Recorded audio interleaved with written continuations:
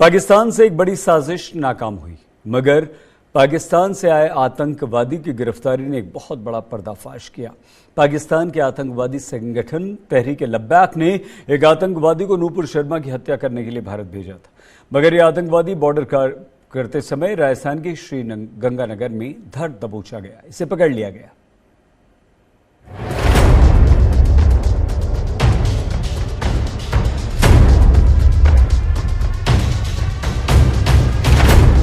राजस्थान से सामने आया सनसनीखेज खुलासा।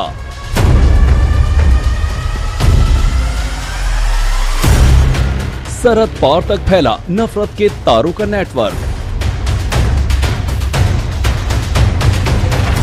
पाकिस्तान में रची गई नूपुर शर्मा के खिलाफ साजिश।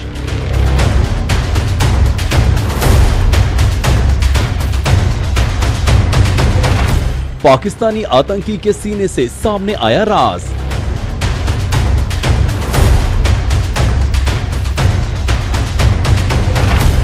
सरहद से पकड़ा गया पाकिस्तानी आतंकी रिजवान।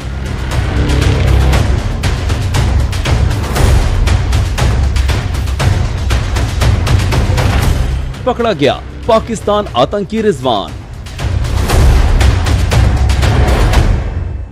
सीमा पार करते समय बीएसएफ ने पकड़ा रिजवान को।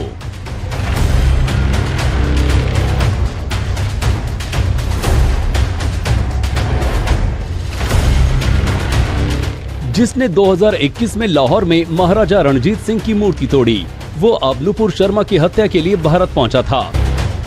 स्क्रीन पर दिख रहे इस शख्स के चेहरे की मासूमियत से धोखा मत खा जाइएगा, क्योंकि इसका अतीत और इसका वर्तमान दोनों ही इसके खौफनाक होने की गवाही दे रहे हैं।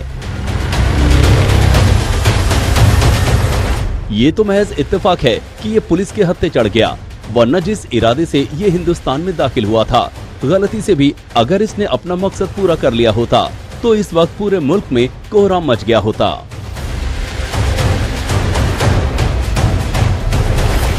इसका नाम रिजवान है और ये पाकिस्तान से आया है। पुलिस और सुरक्षा बलों के कब्जे में होने से ये तो जाहिर हो ही जाता है कि ये कानूनी रास्ते से तो हिंदुस्तान नहीं आया। असल में इसे भारत और पाकिस्तान की सीमा से पकड़ा गया, लेकिन इसके पकड़े जाने के बाद जो खुलासा हुआ वो बेहद चौंकाने वाला है। तहरीक लब्बैक गैंग संगठन है, पाकिस्तान प्रांत में काफ़ी एक्टिव रहता है और पिछले सालों में 2020-21 में पाकिस्तान में बहुत बड़े स्तर का आंदोलन चलाया। उस संगठन से प्रभावित होना मालूम चला। राजस्थान पुलिस और खुफिया विभाग के आला अफसरों के सामने आए रिजवान के खुलासे के मुताबिक पाकिस्तान के भीतर वहां के मौलवी साजिश रच रहे हैं और ये रिजवान उसी साजिश का एक नतीजा सबूत के तौर पर हिंदुस्तान की सुरक्षा एजेंसी के कब्जे में है।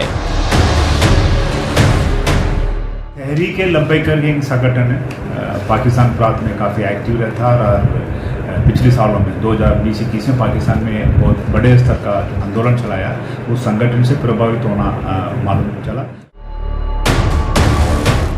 ये पाकिस्तानी अपराधी है जिसने बीजेपी की पूर्व प्रवक्ता नूपुर शर्मा की हत्या के इरादे से ही इसने हद लांघी थी।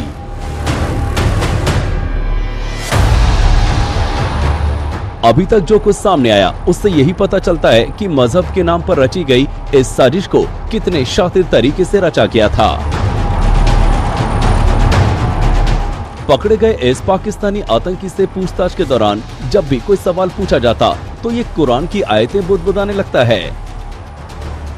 उसने ये बताया कि जो खादिम हुसैन रिजवी है वो काफी उनकी विचारधारा से ये प्रभावित था और इस वजह से ये मतलब उनके भाषण वगैरह सुनता रहता है इंटरनेट और टीवी पे जब आते हैं, और वो जब कोई प्रोटेस्ट मार्च या कोई सभा करते हैं तो ये उसमें शामिल होता है। ये अभी तक एस्टेब्लिश नहीं हो पाया है कि ये उसका कोई एक्टिव मेंबर या पदाधिकारी है, इस तरह की कोई बात सामने नहीं आई है।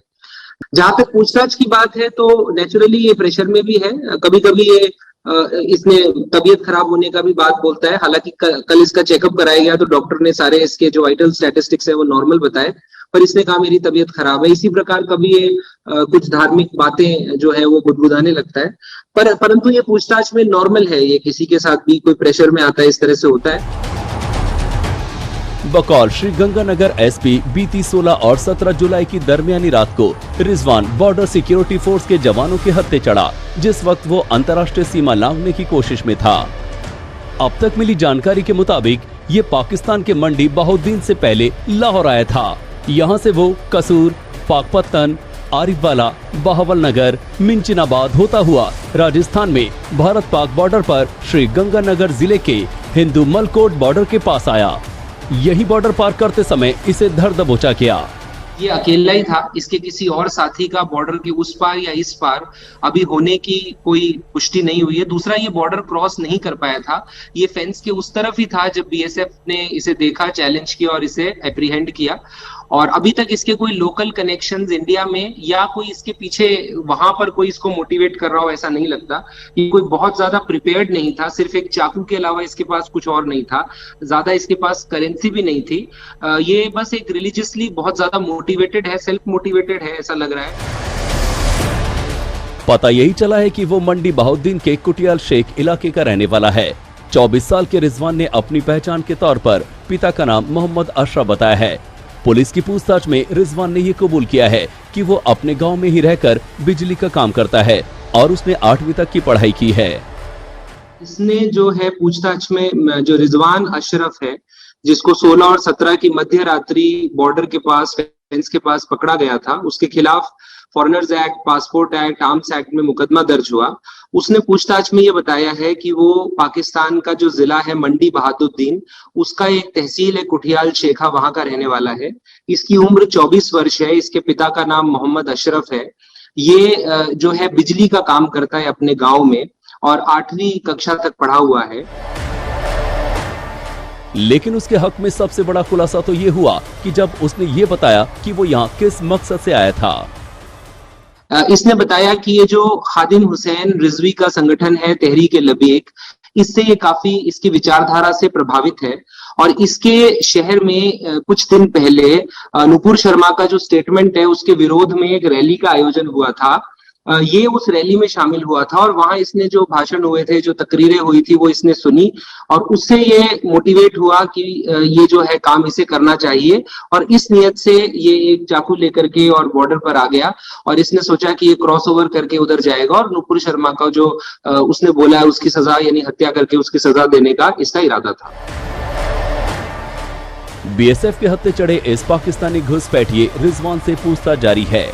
हालांकि रिजवान ने कुछ सवालों के जवाब तो दे दिए, लेकिन कुछ सवालों के जवाब में ये कुरान की आयतें दोहराने लगता है।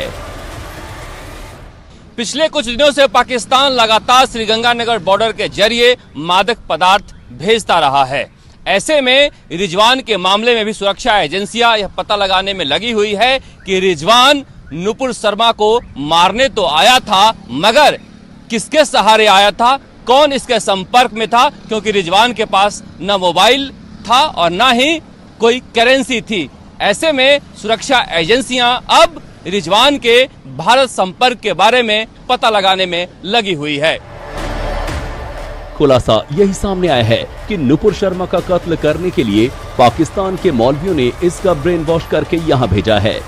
जयपुर से शरद कुमार के साथ आज तक ब्यूरो।